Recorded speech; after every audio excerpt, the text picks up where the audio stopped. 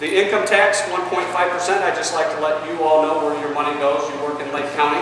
You're paying a 1.5% tax now for about a year and a half. And those monies trickle down to local governments. Not all of it, but we do get portions of it. And they're in two different categories. One called SEDIT, which addresses economic development and infrastructure. And then the other category is LOIT, which is safety category monies. So what we have been doing with that money, your money, our money that we pay through the county, we get about $300,000 for the economic development infrastructure. Last year we paved $340,000 worth of streets. We would never have been able to do that without that new that new revenue source.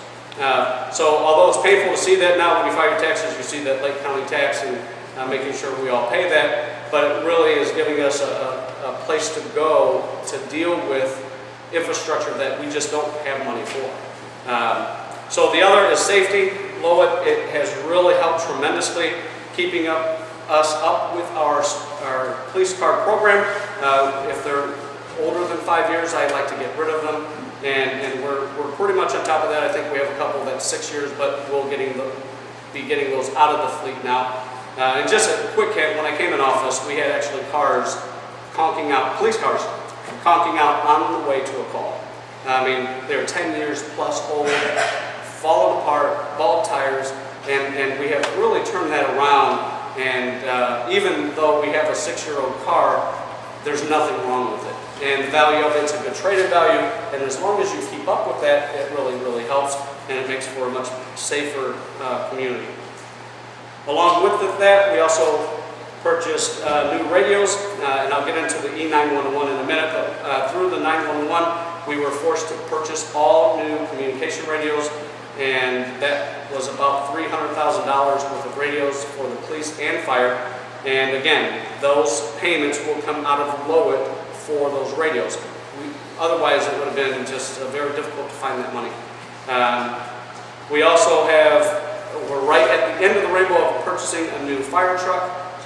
Instead of just getting another tanker, which we have, I think, 3 tankers right now, 3 pumper tankers. Basically, they have a reservoir. They show up and they can start putting water on the fire immediately while they're hooking up to a hydrant. We have 3 of those already.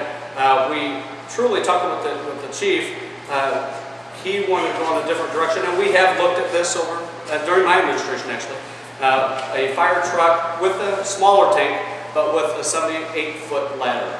And what that does, if this building catches fire, and it's a bad one, we do not have the equipment to battle this building. We must rely on Gary, Portage, Holbert, and hope they don't have a fire so they can send their equipment here. That's just not a healthy scenario. And if we're going to purchase a truck, why not spend a little bit more now and get something where we can start battling and handling our own? If Walgreens catches fire, any 2-story structures, we just don't have the capabilities. When Central Avenue Plaza caught a fire, we were sort of on the sidelines, sort of spraying the hose, but the big ladder trucks shooting that water down, that was from other communities, that was not ours. So we are now securing ours. We will have ours, and just a quick note, that will help our, is it ISO? ISO rating, which that's what all of our insurances look at for our house premiums. So they go by your ISO rating, and it goes by what kind of equipment, how many fire hydrants, how close is your home to a fire hydrant. All that matters in that ISO number. And by having the better improved equipment, that ISO should get better. Our insurances long-term should get better. That's a positive. It's a $500,000 purchase, and that's coming out of that LOIT category. But it's something that we want to invest in, and it will only improve the safety response for our residents. I'm sorry? No, if we would have bought a standard truck, it would have been about 380 to 4, so it's about 100,000 more, 25% more, and we're getting something that we've never had before that can do a lot more than what we currently have. We talked about last year the 25% that each community would pay a portion of that 1.5% new income tax. The City of Lake Station Council and Mayor did sign off on that, voted on that in favor of dedicating 25% of our monies to the Lake Shore expansion. As all of you know, as business owners, it is imperative to have transportation, to get places and go places. The more transportation and networking you have, you will only improve. If you don't, you won't. It's simple as that. That's just my take on it. E911 consolidation, just a quick update. This was forced from the state. This was forced from the state. As currently, we really haven't noticed a big change. However, our current dispatch center is no longer our dispatch center. All of the employees in the dispatch center all work for the county as of January 1st. The county, by state law, took our E911 monies, which equates to about $165,000 out of our budget, and that is now going to the county, and the county now has to fund their own payroll and build the 2 ESOPs, the E911 facilities. With those monies they're taking, and they're going to have to bond, obviously. Again, it was state mandated. We didn't want it. The county certainly didn't want this headache, but it was mandated, and we had to do it, and here we are. And it's only going to get worse before it gets better. I can only tell you that when you don't have local control and you dial 911 out of your home here in Lake Station, and it's going to someone in the county, I hate to say good luck with that, but I hate to say that, but good luck with that. You're going to have issues where they might not know our community and not even know where that's at.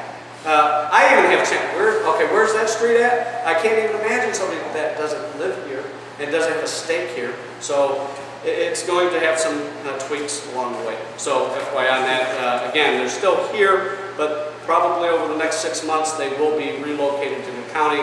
We will not have a local dispatch center here for 911 calls, and that's mandated by the state.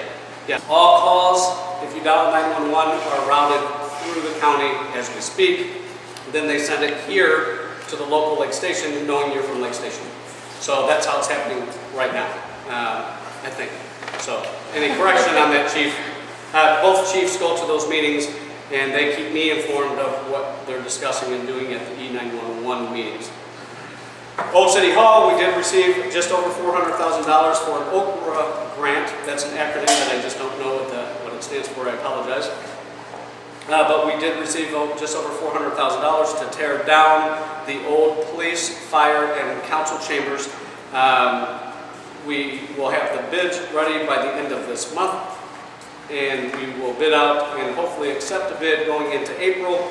And that contractor should start late April tearing down that old facility. We're going to recycle all that we can, reuse the bricks all that we can. We may even, some residents that might want a brick, that might also be an option for us to give a brick if you want a memento of some kind. So we're looking at using them as paper blocks and throughout the city, but part of the grant we have to recycle.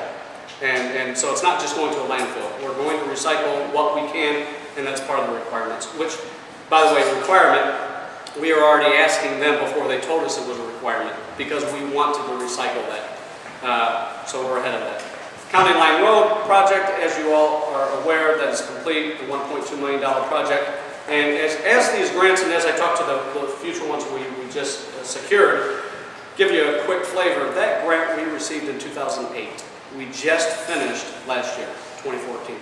6 years later, and I would have never guessed that then. I'm thinking, can't we start now? And obviously I was very naive, and that's just not the process. So anyway, as I talk about the other grants, that shovels aren't going in the ground tomorrow, but we are securing for a much brighter future along Central Avenue.